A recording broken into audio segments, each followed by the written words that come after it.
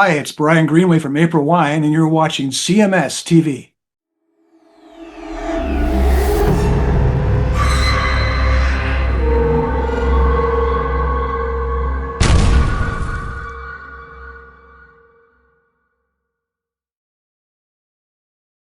It is your Classic Metal Show right here on theclassicmetalshow.com. That, of course, Superjoint Ritual, 4 songs there.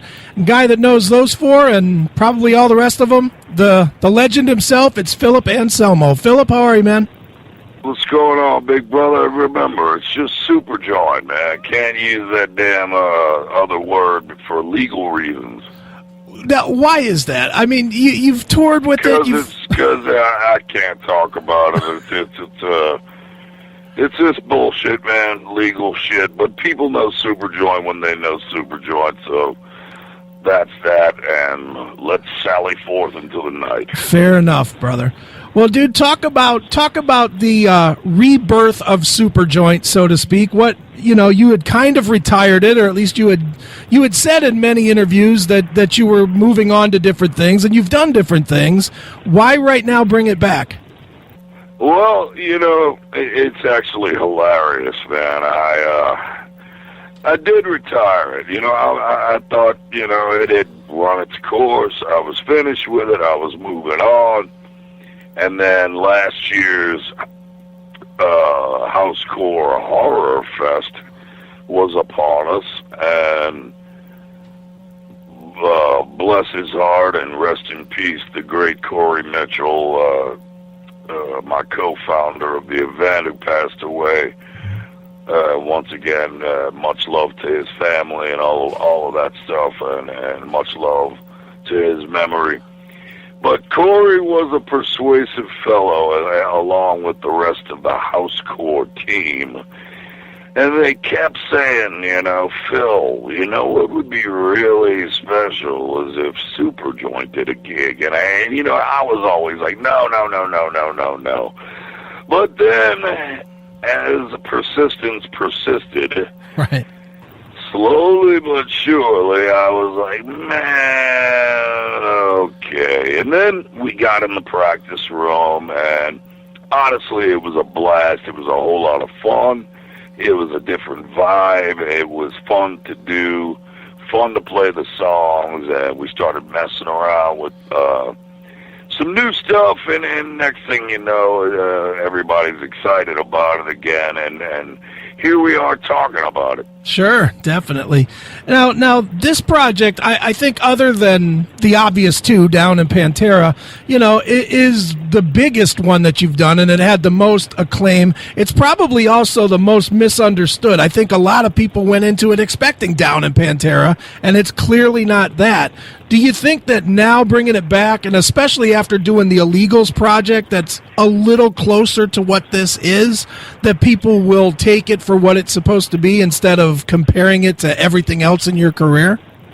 Well, I think comparing everything else in my career is unfair, first and foremost, because when I start a band and I start something new, that's the point. I need it to be a different animal altogether. And really, with Superjoint now, I expect people that actually like the band when we work together to be excited about it, I guess, come out and support it. Sure. And then, once again, in the same instance, there was a great, I guess, audience that wasn't old enough at the time to really take in Superjoint. That may be out there that might be interested in checking us out these days, and plus, in July we're hitting the road with the great King Parrot. If you haven't seen them live, it's a sight to behold, and also the awesome Child Bite, and once again they're an up and coming band that is definitely a force to be reckoned with, and really the most important thing for me is that all of these bands, there's no fluff to it. It's just dudes dressed in the same clothes that they be wearing walking down the street or waking up in the morning. Sure. Figuring the guitar player in King Parrot plays in his underwear sometimes. It's like just regular cats getting up there and letting the music do the talking, man. And that to me is these days it's a heck of a statement to make, so I'm proud of that much. Sure. Now, I caught you on the Illegals tour, and you were sort of in that same vein. But the one thing that has always been impressive to me about you, all the way back to when Pantera was on its high, at its highest, and you were out there pimping for Crowbar, trying to bring them along, is that you've always done that. And I'm sure you don't remember, but you and I talked backstage at the Cleveland show here, and half of the conversation was about Author and Punisher, because you were helping to put them on the map, or that guy on the map, so to speak. What is it? Right. What is it for you where you feel like you always have to bring somebody up? You haven't let your success be centralized just on yourself. Oh, man, because I'm a music fan, and it's like, just like a horror flick, if I know I have people over that are into horror films and I see one that I love, I want to turn them on to that film, and the same goes for music, man. I'm always searching for new bands, cool bands, and I tell you, man, it's like, when I get turned on to a band and I love them, I'm absolutely going to spread the word, and that's really, like I love to say, heavy metal, hardcore, extreme music has been so fucking kind to me.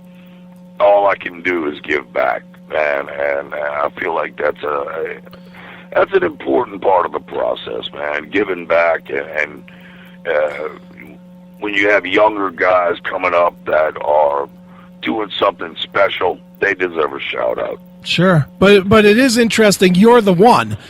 Nobody else is going out of their way to really bring up the new talent, man. You've always been that guy, Well, that's how I roll, man. And I wear my emotions on my sleeve. I wear my loves and passions and all that stuff on my sleeve. And like I try and tell everybody, man, I'm a wide open book, and easy to talk to, and, sure. and just ask. Just ask.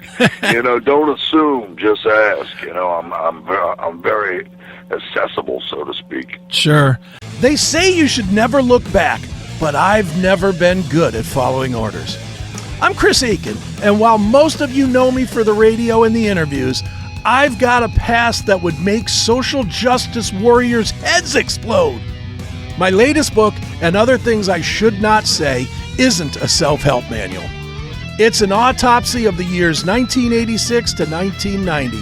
4 years of sex, booze, and absolute chaos while I was serving in the military in Korea and California. I'm talking about stories that stay buried in the back of your memory because society tells you they're wrong and ugly. Well, I don't live in fear of my past. Every filthy, calloused, and ridiculous moment in this book actually happened, and I'm damn proud to share it. If you're easily offended, keep walking, pal. But if you want to see what happens when you pack a lifetime of dangerous living into just 4 years, head over to Amazon.com or just go to the link in the description and grab yourself a copy today. Both middle fingers are up and the truth is right here. Get some CMS, uncensored. And Other Things I Should Not Say is the book, and it is sure to offend and sicken and make you laugh like you never have before. Well, Phil, I want to talk about something you did about a year ago, and I know you did it in a few places. I was lucky enough to catch it at Rock on the Range, but I would be remiss without bringing up that awesome jam that you ended up doing with Living Color, man. That was like the greatest concert experience I think I've personally ever had. Just seeing you guys all the camaraderie, and you guys were really into it. Talk a little bit about that, and were you a fan of theirs prior to that touring cycle? Well, I knew of them in the late 80s and I guess the partial 90s and whatnot before I got so consumed with everything that was going on around myself and Pantera, but they, when you tour and you do festivals and stuff like that, you run into bands, you meet bands, and those guys have always just been top-notch gentlemen, awesome guys, fun to hang with, funny to hang with, dynamite people in general, and we've always had that camaraderie, and I guess we were brought up in the same era when, you would go on tour with a band, and the proof is all there. If you look up and you pull up old YouTube videos or whatever of Pantera, we would always invite the bands that were playing with us up on stage with their whole entourage or whatnot, or their friends, because we love that participation. They were, allowed, so to speak, to come out on stage at any point, at any time, and sing songs with us and be part of the show, because that was, I guess, breaking the golden rule of everybody off the stage, and everybody, let's be uptight the entire show, and it's like, we call bullshit on all that. It's like, our show is yours, our stage is yours. Just try not to run into Dimebag or Rex, and we'll be fine. Right. So, in the case of Down and Living Color, it was like a flashback to those golden days, man. And it was like they said before the show, man, come up and jam with us anytime you want. And, we took them for their word, and their word was good, as it always is. And, man, I still remember that like it was yesterday. And it was a blast. It was a blast, man. I remember almost taking the whole drum set out because I did this. Well, I can't say it was a running leap. I'll say a jogging leap onto the damn drum riser, and I missed it by that much. Yeah. And I had to grab the kick drums, and boy, almost ripped the whole set down. But luckily, the law of physics was not really in my favor, and the drums outweighed my fat ass. And, hey, it was fun. I got a busted leg out of it. Blood is always great during a show. So, it's... those Living Colored guys, I cannot stress to you how absolutely dynamite all those cats are. And on top of that, they are insane musicians. Oh, Jesus H. Christ, they play their ever-loving asses. Absolutely. Friggin' insane, man. Certainly, man. Well, dude, I got to ask you the one question that I'm sure you're getting every time, and I don't care if you really answer as much as just... I'll phrase it this way. You've heard, I'm sure, and you've seen that there's a promoter out there saying that he approached you guys about a Pantera show with whoever playing guitar. Is there reality to that, or is that a promoter trying to raise his own profile? And that's all the more I would really want you to comment on. Well, I'll just go out and say that if that promoter did reach out, then he is a long line of promoters that have reached out. But that the truth is it's not happening, man. And really, I guess my feelings are slightly complex on the whole thing. Sure. But you know, I know Rex is up for it. I'm always flexible on the situation, but I know Vince wants no part of it, and therein lies the problem. You know, it's like, okay, you know, do we do this without Vince too? You know, it's like, man, you know, I don't think so. You know, I don't think so. And then, you know, also, do we do it at all? You know, do we do it without Dimebag? You know, is it really fair? Is it really something people want to see? You know, I know that there's a contingency of people that may say, yes, we do want to see it with this guitar player or that guitar player, you know, depending on the contingency. And then, of course, there's the contingency that feels like, you know, it's not Pantera without Dimebag. And I can respect both or all three opinions out there. But in the long run, it's going to be up to us.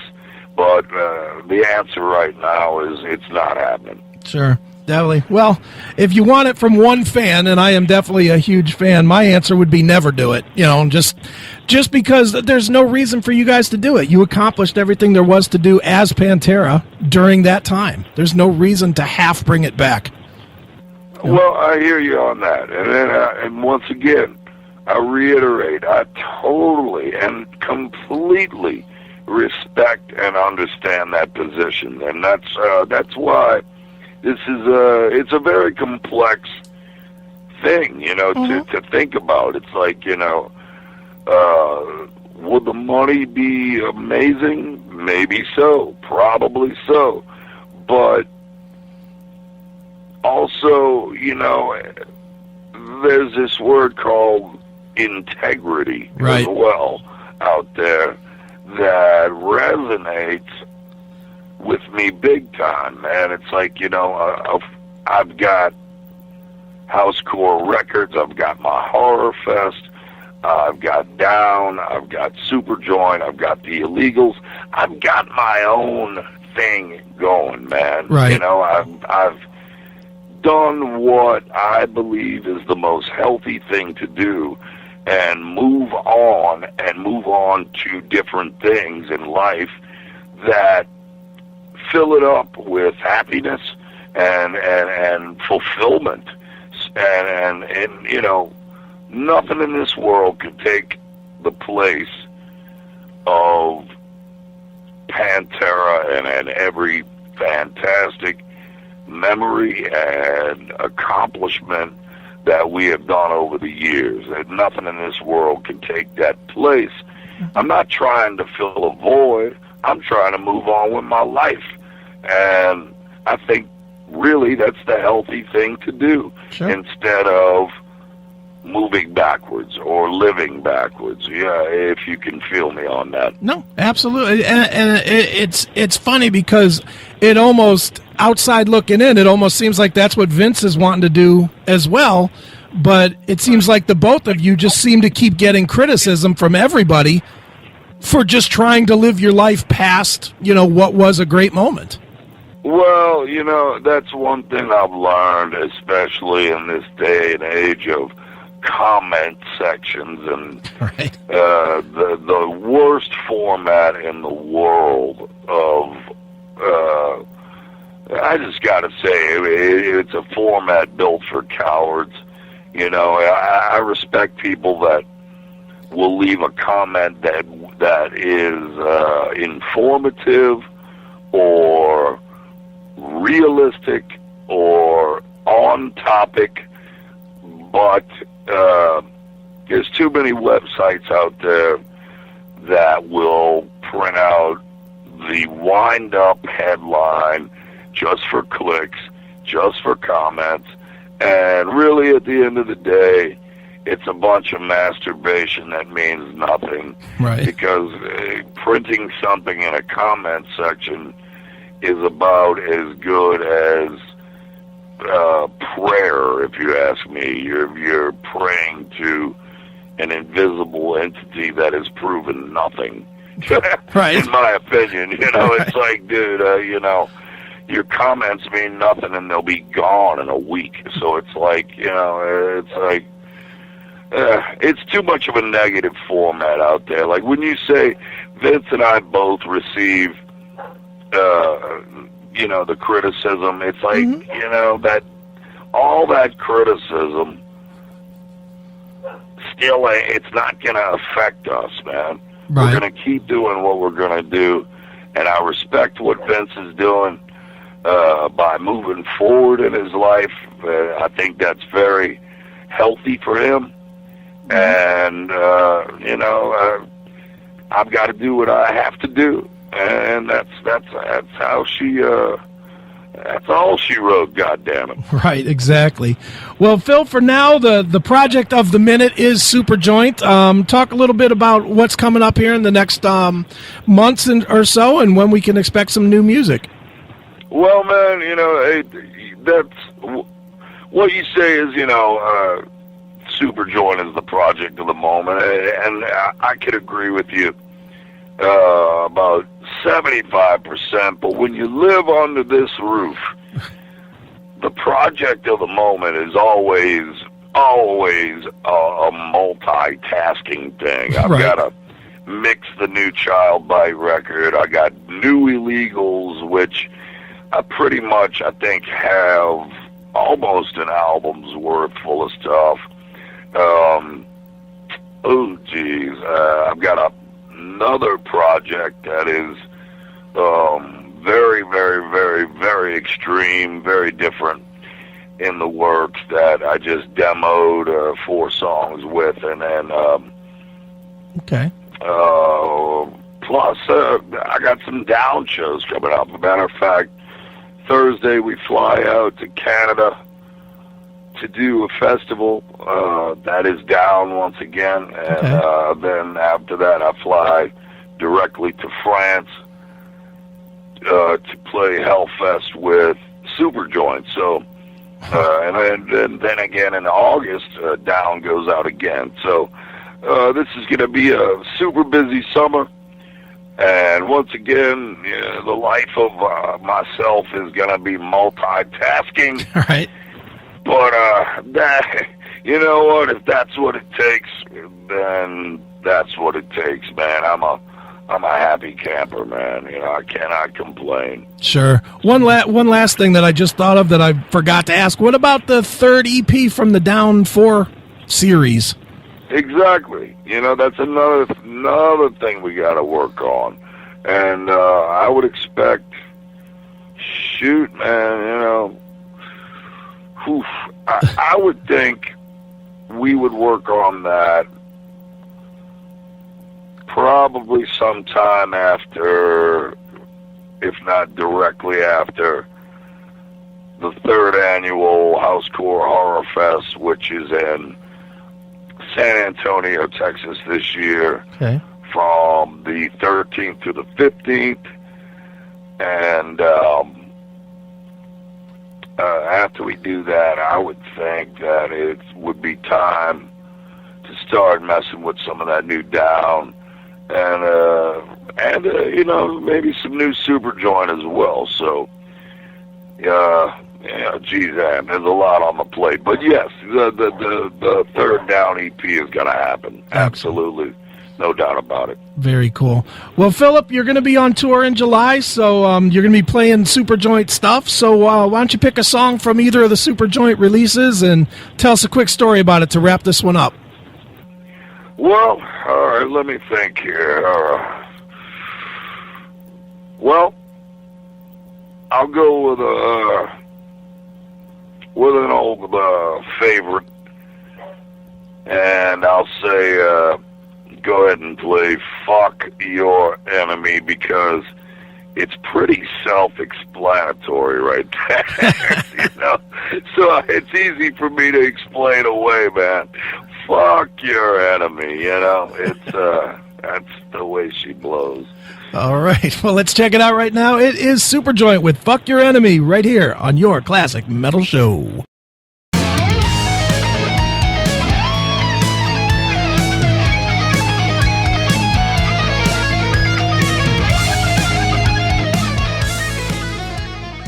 Look at your screen right now.